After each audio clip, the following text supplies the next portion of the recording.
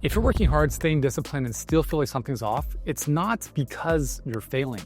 You see, a lot of people have this belief that feeling stuck is they need more motivation, they need more effort, they need more clarity. But what I'm about to share with you in this video changes that. Before we get into that, my name is Yuri Elkin. I'm the CEO and founder of Healthpreneur. For the past 20 years, I've been building 7- and 8-figure businesses online, and I've been helping thousands of other health practitioners and coaches do the same. And one of the biggest areas that I see people get stuck in is they do a lot of stuff and they don't make a lot of progress and they get stuck and they don't know what to do next. Sometimes they go back to zero, sometimes they pivot to something else. Sometimes they just keep digging the hole that they should be out of in the first place. The thing I want you to recognize is that feeling stuck is not that you're not working hard enough. It's usually an indication that you're no longer playing the right game for you. I'm going to share 5 ideas in this video that will hopefully give you a bit of perspective around this, so that maybe number 1, you don't have to beat yourself up. Maybe number 2, it gives you a bit of a kick in the ass if needed. And 3, hopefully gives you a bit of perspective and clarity on how to move through these sticking points. First and foremost, recognize before I get into these 5 points is that feeling stuck is normal, right? That's a normal part of the journey. If you think of business, it's not this linear straight line. It's like a staircase, right? Where you go up a level, you hit a plateau, you have this midlife crisis, no matter what your age is. You get through some of those demons, battle through some of those problems, you figure out some new wins, you get to the next level, and then once again, you feel like you've hit another ceiling or a plateau or this kind of feeling of stuckness. So it's okay. But I think also looking at how we move through these can be very useful. So let me share these 5 ideas with you. The first one is that feeling busy is not the same as moving forward. I think this is probably one of the most important things to do a self-inventory around, especially with your online business, is there are so many things that make you feel like you're busy, like you check off the to-do list. But the only thing worse than not doing anything is doing everything in the wrong direction. When we look at the difference, as an example, between leadership and management, right? So management is doing things well. Leadership is doing the right things. And a big piece of your life, like you are the CEO of your life and your business.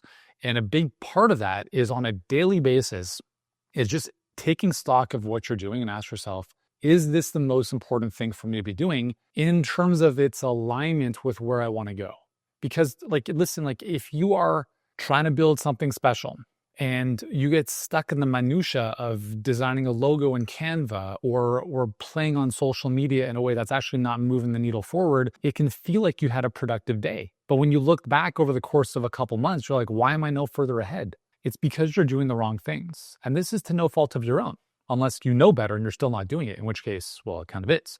But for most people, we do the best we can with what we know, right? We do the best we can with the tools that we have. So if someone comes into my world and they're stuck at a certain revenue level for a long time, well, basically what it tells me is they've hit the ceiling of what they know how to do. And they can't get to the next level unless they change how they're doing things or new information comes to surface that they start implementing on that they were not previously aware of. So if you're busy and you're not where you want to be, it simply means you're doing a lot of stuff that should not be done in the first place, period. Again, we work with a lot of practitioners, right? So therapists, medical doctors, the whole bit, and they're busy as hell, 60 plus hours a week, and they're making, $5,000 to $15,000 a month. When you break down the math, their effective hourly rate is like sub $100. They might as well go work at McDonald's. So when you look at that and someone's been doing this for 10, 15, 20 years, and now they feel not just stuck, but completely burnt out, it's like, well, this is why. You've been busy doing one-on-one sessions day after day forever. So you can keep doing that for sure, and you will continue to stay exactly where you are. Or you consider a new way of doing things, because that's the only way out of that. And if the question is like, well, I don't know how to do that. Exactly, right? You didn't know how to do what you do now before you went to school. That's why you learn and build skills so you can actually take your magic that you do in the world to a new level, right? If you're a chiropractor and you don't know how to adjust spines, that's why you go to chiropractic college, right? Makes sense. Well, then they teach you how to work with people one-on-one, and you do that forever. And then you're like, I want to jump off a bridge because I can't keep seeing 80 hours of patients a week. And then it's like, well, there are other ways of doing this. And then the next question is, well, I don't know how to do that. Well, exactly. Because no one taught you, right? You even learn how to do this in chiropractic college, which is why we, Healthpreneur, exist as a company to show better ways of leverage care, about systemizing your business so it doesn't depend on you for every single little thing, et cetera, et cetera, et cetera. So in this case, it's understanding that if you're really, really busy doing what you're doing right now, cool, it's gotten you to where you are, but you have to really understand what you're doing is not going to get you to the next level, because if it did, it would have done so already. And one of the simplest ways to take inventory, to take stock of this, is to do a daily time study. So let me share with you what this looks like. A daily time study is, in our business, we have a Google Sheets that all of our team members at some point will do 15-minute time blocks. And you can print it off and literally just like, okay, I'm sitting on the toilet from 10 to 10:15, writing an email 10:15 to 10:30, like 15-minute increments. Whatever you're doing, you write it down, and you do that for a minimum of 7 days, ideally 2 weeks. And then when you look at the time study, you start to, again, chunk it down in different aspects of like what's tactical, what's strategic, what's personal care, what's, like I've seen people that have done a time study, and I'm like, dude, you're spending 4 hours a day on self-care and you're making $2,000 a month. Like, do you understand what, do you understand why this is happening? I'm not saying you have to work 40 hours a day, but I am saying if 4 hours of your day is built on self-care, you're going to feel really good, maybe, but your bank account's not going to reflect that, assuming you're optimizing to grow your business. So the daily time study is massively important. Anytime you have a team member who feels overwhelmed, like, cool, do a time study, show us what you're doing with your time. And a lot of times it comes back and they're working part-time hours, not even full-time hours, part-time hours, and half the time they're doing things that don't even move the needle. It's like, let's talk about that. So the same probably happens in your business and your life. Okay, second idea here is that most people confuse progress with activity. I'll give you an example. So let's say that you're in a car and you're revving the engine, right? You're revving the engine and it's like foot is down on the gas pedal, but you're not moving anywhere, right? The engine's super busy, but it's not going anywhere. And that's because you have your foot on the brake. So you can have your foot on the gas pedal, revving the engine, but if you're not making forward progress, then essentially you're not really doing much. So we want to make sure that we're always very clear with where are we trying to go? What are we optimizing for? What problem are we solving for? And that's where all of this has to start, is you have to clarify what is the North Star? What's the vision? It doesn't mean like what's the vision for your life necessarily, but it could just be what's the thing that I'm casting my sail on for the foreseeable future. And everything you do needs to be aligned with that. And understand that there are seasons in your life where that's going to change. So you might have a season in your life where, like you're learning your business skills and building your marketing chops, right? And it's going to feel like you're in the trenches, like you're learning a lot of basic fundamental stuff. But if you always understand that this is helping me get closer to the North Star that I've set for myself, it always makes it that much more viable as a daily project, task, process for you to focus on. We get overwhelmed and stuck when we start getting really busy without any correlation of why we're doing what we're doing. Jim Rohn, I've mentioned this before, famously said, reasons come first. So the difference between progress and just busy work is progress is usually tied into clarity around where you're moving. Like, what are the reasons we're doing this? One of the things that I talk about, I'll just show you this, in our focus planner is this is actually something we send our clients. The first thing that we have everybody do is right here, best life number, right? And even before that, if we look at how this maps out, the first thing that we do is clarify the vision, because it all has to start with what are we doing? Like, what is it that you want? Why do you want it? And that's where it all starts. And then you can fill in the gaps of how to get there. A lot of times you may not know the how, but it doesn't matter. The how will appear once you're clear on the what and the why. So the vivid vision is getting clear about what the vision is, right? That can be like long-term. It could also be in the short term over the next 90 days or so. The best life number is essentially identifying what are the things you want to have or experience in life. Write them down, write down an associated amount of money, and that becomes your best life number. And you can multiply it by a factor to account for taxes and business expenses in the business to give you the ultimate number. And I'm not going to get into the specifics. I have another video that talks about this, but basically what this does is it gives you crystal clarity about exactly how much money you need to make in your business to achieve your wildest dreams. And then all of a sudden you're like, wow, that's actually not as much as I thought it was going to be. And so now you have this renewed sense of hope, this renewed, invigorated kind of spirit. And the next question is like, how do I start to make that happen? And so that's when you get into, your projects, your 90-day sprints and stuff like that. But the goal is that, like, in order to make progress, you have to know what you're making progress towards. You can run really, really fast and as far as you want and as long as you want, looking for the sunset. But if you're running east, you're never going to find it. That's another example of being super busy, but not making progress. You're going in the wrong direction. So progress starts with being crystal clear about where you want to go and then reverse engineering how you get there. Third idea here is that you can be really, really motivated, but still misaligned. And this is something sometimes I think takes a moment to recognize. I think there's a lot of value in, there's a lot of value in self-reflection, right? Introspection, sitting down on a daily basis and journaling and thinking and meditating and recognizing, like, what am I doing this for? Because the only thing worse than working really, really hard toward attaining something is getting there and recognizing you didn't want it in the first place. And sometimes we have to get there to experience that because life experience teaches and words can only warn. I've got 4 kids and I don't warn them about anything anymore. They don't listen. So it's like, no, please touch the stove. Like, by all means, go for it, right? Because when they touch the stove, I'm saying that facetiously. I'm not encouraging them to touch a stove. But if I tell them something is not a good idea, they don't listen. If they experience it for themselves, they're like, yeah, that wasn't a good idea. And this is what I'm talking about here, is that sometimes you have to go through life to recognize that that thing wasn't what you wanted, wasn't a great idea, but also that's okay. Like, I think there's a lot of value in that, right? Is like, there's nothing wrong with achieving a goal only to recognize that that wasn't what you wanted.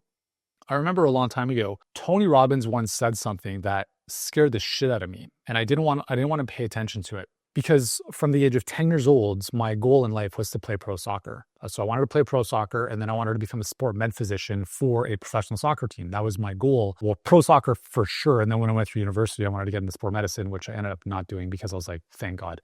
Anyways, so I ended up playing pro soccer up until I was about almost 25. And I remember at the time I was in France and I had a lot of time on my own. And I had this moment where I started to see aspects of the sport that I did not like. Like, a lot of it was out of my control. My future depended upon my agent and different club owners and what they wanted to do. And I really did not like that feeling. And so I wasn't sure if I wanted to keep playing soccer, even though it was my goal for most of my life. And I remember Tony Robbins saying something. He said something like, sometimes not achieving your goal is your destiny. And I was like, man, I don't want to internalize this, because what if the last 15 years of my life were all about chasing this goal that now I've realized I actually don't want to even pursue anymore? And that's what happened. Was for up until 25, everything was about just playing pro soccer. And I couldn't even imagine that there was an alternative, but there was, which is part of what I'm doing now, right? This amazing journey over the past 25 years or so. So I was very disciplined. I ended up playing pro soccer, and it wasn't that I was doing things that were out of alignment with my initial goal. No, like, my goal was to play pro soccer. I only got to the point where I realized maybe this is no longer what I want to do. And that's what I'm sharing. Why I'm sharing this with you is because it's okay to get to a point where you realize that maybe the thing you were after in the first place was not the real thing that you want. That maybe it was a necessary stepping stone to get to clarity about what the next level could be. And that's totally fine.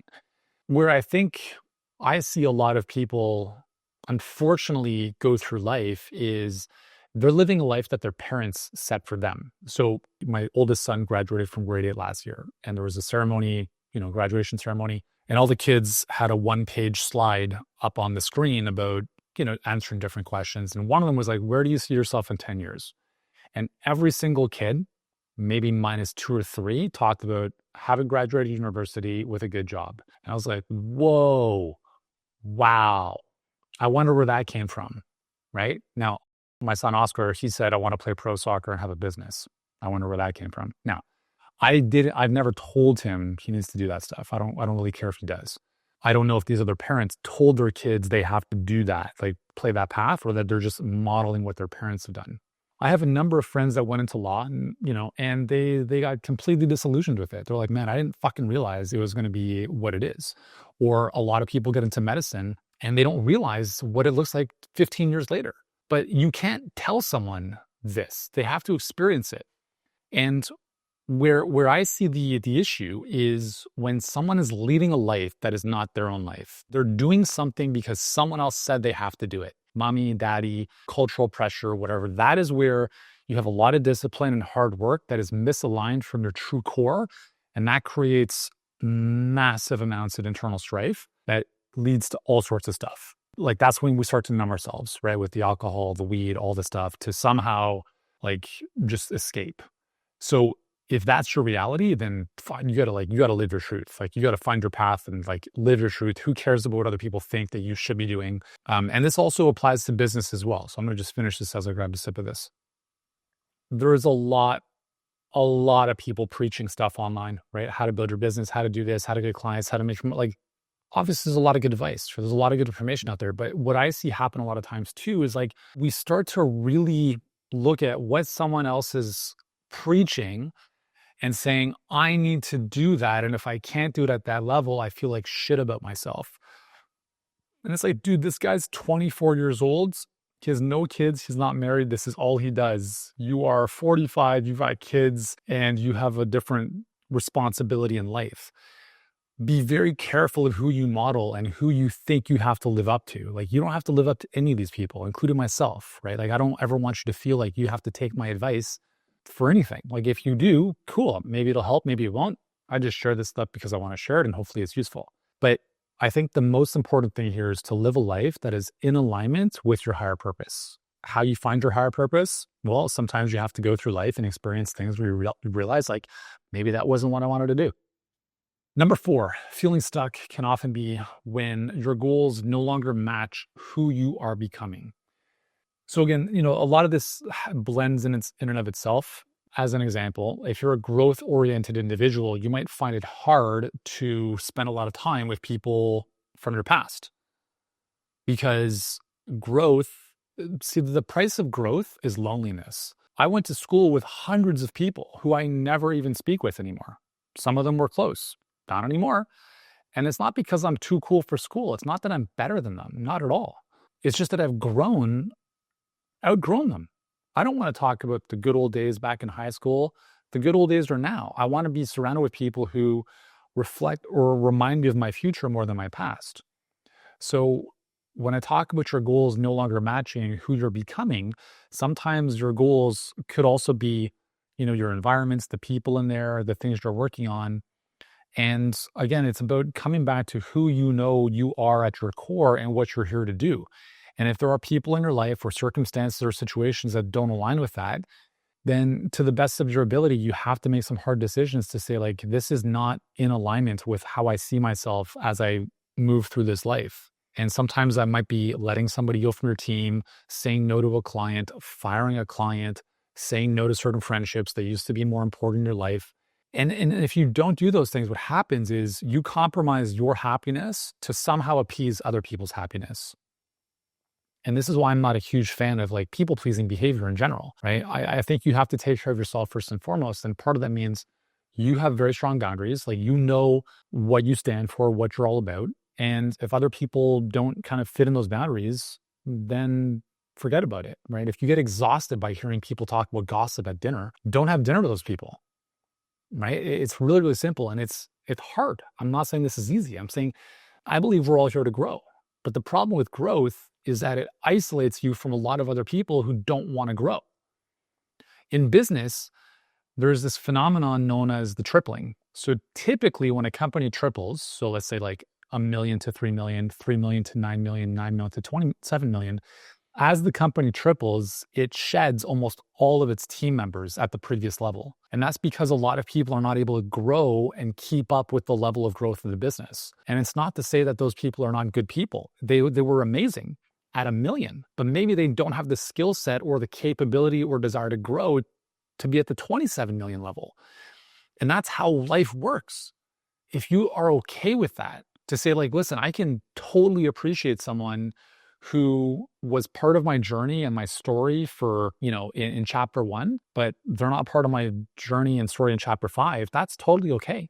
Like, I have a tremendous amount of love and admiration and respect for a lot of people in my life who I haven't spoken to in years.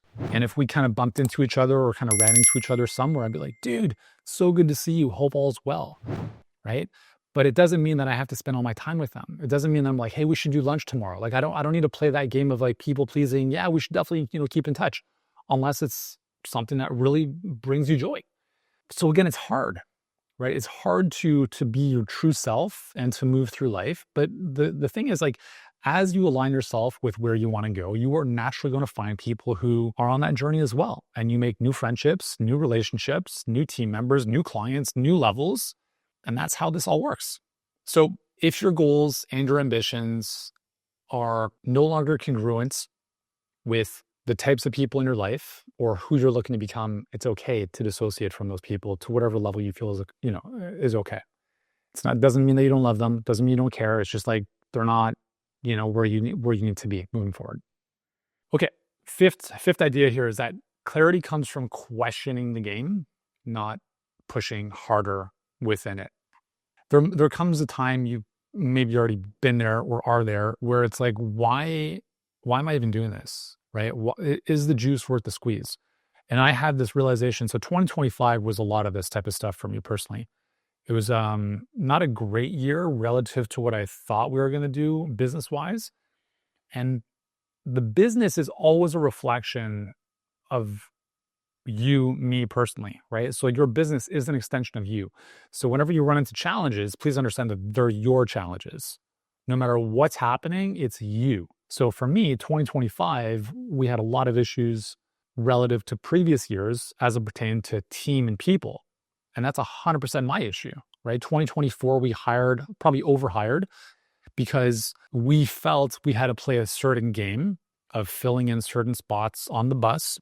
And then only to recognize that, we had this massive payroll and saying, okay, well, instead of like driving this bus harder, I started to really question whether we needed this size of a bus to begin with. What if instead of having this huge bus, we had a bus of half the size? Could we still get where we wanted to go? Could we still deliver the quality of service that we expect of ourselves and for our clients? And so a lot of this was reflecting on, well, what does this look like if this didn't exist? What if we just reinvented the game and stopped playing this game that everyone else seems to say you have to play? And, one of my principles is always like, fix the model before you throw more manpower at the model. So as an example, like what I did was I threw people at a broken model. And all that did is it created more complexity. We didn't fix the foundation, and we just like threw some duct tape on it and threw some more layers on top of it, only to realize that the foundation was still cracked and that needed to be fixed. And what happens is when you work harder in a game that you don't want to even play anymore, you start to really question why you're playing in the first place. And this is what happens with a lot of business is people build businesses, they actually grow to hate. This is what happened to my first business. So my first business online, I started in 2005, sold it in 2017. And it was I was like the health guy, right? I would, built all these programs for health, weight loss, nutrition, all this stuff. And I just got very tired of saying the same thing a million times. So we built the business to a very high level, helped 500,000 people around the world. I was a New York Times bestseller. I've, done all the big shows, the whole circus. And the business became so complicated that I absolutely despised it. And I got to a point where I built a business that I fucking hated. And that was part of the reason why I sold it, was I wanted nothing to do with it. That's not a great place to be, right? When I started Healthpreneur, I said, okay, now that I've learned that lesson, I'm going to build this business very simply and very differently. I'm going to do one thing, I'm going to do it very well, and that's it. My other business was complicated. We we had hundreds of offers, hundreds of funnels, so much nonsense. And business naturally becomes more complex as you scale. So to create complexity from day one is just a nightmare in the making. So has Healthpreneur become more complicated over time, more complex? For sure, as we've scaled. But I also realized that we overcomplicated some things over the past year and a half that I've had to really sort of undo. And that's why 2025 was a really interesting year for me. When I say interesting, not an enjoyable year, probably the least enjoyable year in my business since 2017, since starting this company. Now, that doesn't mean it's a bad thing. It means that if I've learned the important lessons, then at least this coming year can be a lot bigger, a lot better if I take the learnings from that. And if I consciously choose not to play the game that I had previously played or thought I needed to play. So when you're feeling stuck, if you're feeling burnt out, like again, in one-on-one practice, right? Like you're dealing with clients one-on-one, you can't get out of that. But the only way to make more money is to work harder, work more. That's a losing game. The only way you win there is by changing the game. You can't keep doing one-on-one. You can charge more, sure, but to a point, you have to have more leverage. So you have to change the game you're playing. Otherwise, you end up hating your business. You want to get out of it. And this is actually something where statistically is now being reported on in the health space, where a lot of the percentage of private practices is going down quite a bit. And the reason for that is because a lot of private practices are selling out to big conglomerates under Medicaid and so forth, and they're being gobbled up into these big conglomerate systems. And the reason a lot of times this is happening is because the practice owner doesn't want to build, they don't want to be involved in the business. They just want to see patients. They're just like, I don't know what to do. I don't want to do this. I want out. And they get to the point where I was at, where I'm like, I want nothing to do with this business. And half the time they stay in the practice simply working for now someone else, or they get out of it altogether. And so part of our mission with Healthpreneur is to help practice owners or practitioners build scalable practices that help more people, make more money, and ultimately like that they enjoy. So you have to change the game in order for that to happen, right? These practices are selling not because they're getting big paydays, but because they simply want out of the business, because they realize that they're playing a game they no longer want to play. If you're working 60 plus hours a week in patient care, and then you have to worry about charting, marketing, business, operations, team, you want to jump off a bridge. And so therefore it's like fire sale. Let's just get rid of this thing. And you spend all this time and all this money building this practice for what? So when you get to a point where you start to question the game, like don't take that lightly. Like if you know that what you're doing right now is not working, and at some level, you're like, I can't keep doing this. If it's not scalable, it's not sustainable. It's impossible to scale one-on-one. Impossible, right? You can charge, if you're charging $250 an hour, you're not going to charge $1 million an hour. I mean, maybe you will, but you'll be working with the sheik from Saudi Arabia, maybe. But you're not scaling one-on-one. And if it's not scalable, it is not sustainable. And if it's not sustainable, then it's only a matter of time before the bridge collapses. And the bridge is your spirit. Is your will to get out of bed in the morning, is your ability, your desire to want to do what you do. And so this happens in every aspect of life, right? If you're working in a hospital setting, we know that health professionals deal with something that's called compassionate fatigue. They see the same thing over and over again. Oh, someone got shot, someone lost a limb, someone's dying. You have to turn off your humanity switch in order to survive and just make it through that. But does that mean that's what you want to do? No, like if you keep playing that game in that system, that's what's going to happen. Or you say what a lot of our clients have said, they're like, you know what?